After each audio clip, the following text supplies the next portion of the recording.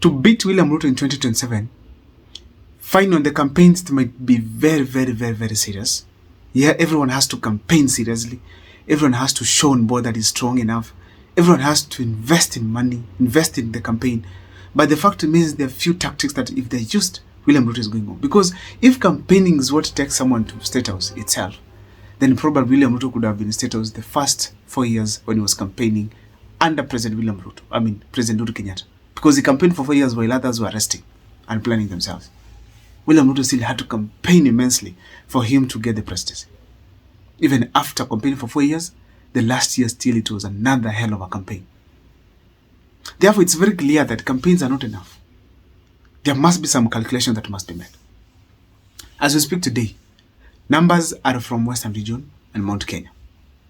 And William Ruto knows that very well. And the fact means that his opponents like Rigathi Gachagua and the rest of the country knows that numbers are in Mount Kenya and Western Kenya. Mount Kenya can bring on board almost 10 million, and Western Kenya can hit even 5+ million votes if they vote as a bloc.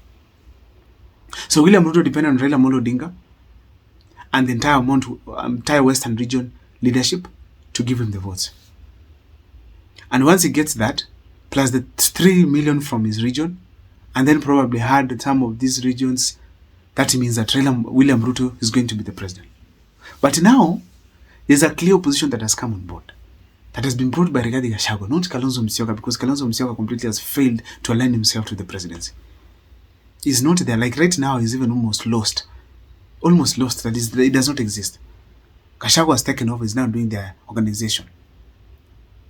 So if you check critically, William Ruto is eyeing the Western region. And that means that Rigathi Gachagua, Kithure Kindiki must lose his deputy presidency.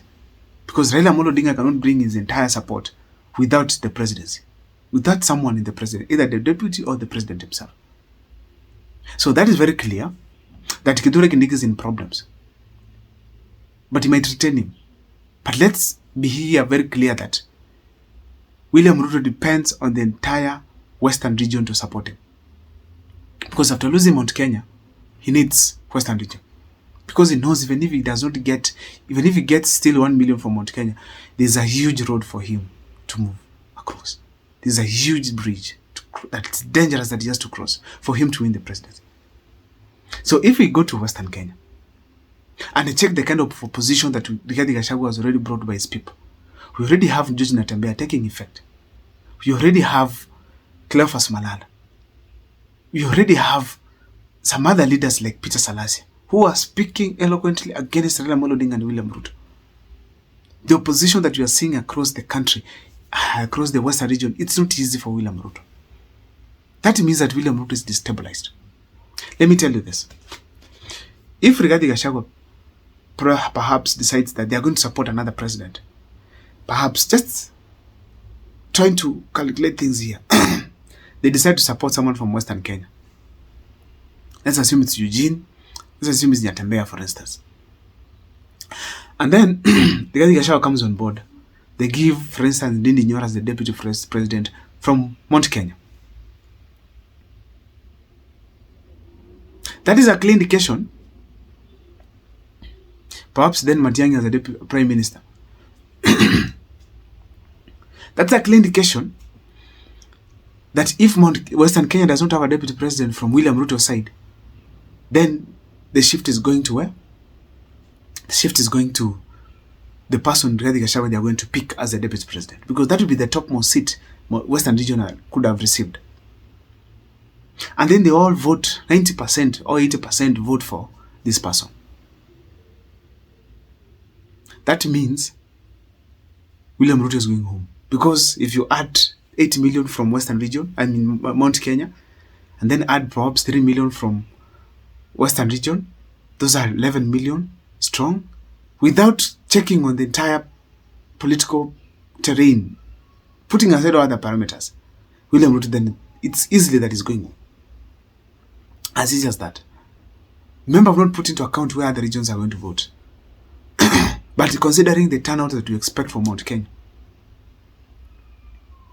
they are going to turn out in large numbers. And that is going to be very clear. And it's very clear now. Because that's how they do it. So long as they don't want you and they want you out of power, they are going to vote in large numbers. They want to come out, come and see one by one, going to the ballot. Unless they destabilize Mount Kenya and they don't vote, which is very hard. They delay voting, they delay this and that. That is going to be the turnout. The turnout is going to be very huge. So therefore, that's how simply William Ruto will go home. If he goes for Kindiki, Kindiki does not have effect. Nobody takes Kindiki serious in the Mounted Kenya region. I'm telling you this. Nobody takes him serious because Kindiki has even been implicated by even the guy, Justice Muturi from Embu himself. He said that when he called Kindiki to tell him that his son has been held by the Nuruddin Haji team, he said that he rubbished JB Muturi and trusted, of course, the gentleman of the NIS, that is Nuruddin Haji. He said that Nuruddin Haji could not lie. And he told JB Muturi that way. That was a very clear indication that Kindiki trusts other people, but he does not listen to his people. So Kindiki has lost even Embu itself. And if they are going to go for JB Muturi, because JB Muturi is not going to resign at that easy, he's going to undergo a serious hell of a war here until he's implicated for impeachment, things move around, and by the time he's going to sit for an impeachment, JB Muturi could have or must have already given them a very tough battle before he decides to resign, for instance. And the way he was talking is clearly that he does not support Kindiki, and he was talking clearly that Kindiki cannot protect his people and is part ways with him. And this is among the people who are speaking in him. Cecil Mbarile does not. That's why this gentleman was brought on board. So therefore, if these guys are going to put war serious in the Mount Kenya region, Mount Kenya East, then probably William Ruto is going to go home. Githuri Kindiki is not going to win the Mount Kenya region for William Ruto. So therefore, back to the mathematics I was doing, if Rigathi Gachagua picks somebody from Western, the way they have indicated, Mount Kenya and Western merge, then we have some votes from Kisii. Of course, here we are going to vote immensely against William Ruto. And then have votes from Masai Land, votes from those people, middle class, who have felt like they don't want William Ruto, then probably William Ruto is going home very early in the morning. If they need votes for them to win, you need huge amounts of votes, like 2 million, 3 million, for them to beat the opponent. If they get a good opponent against William Ruto, like Ndini Nyoro or someone, or even Irungu Kang'ata. I don't know what's your take as far as this is concerned, but that is my clear indication that that's how William Ruto is going to lose the election come 2027. See you next time for more videos. Please make sure that you subscribe.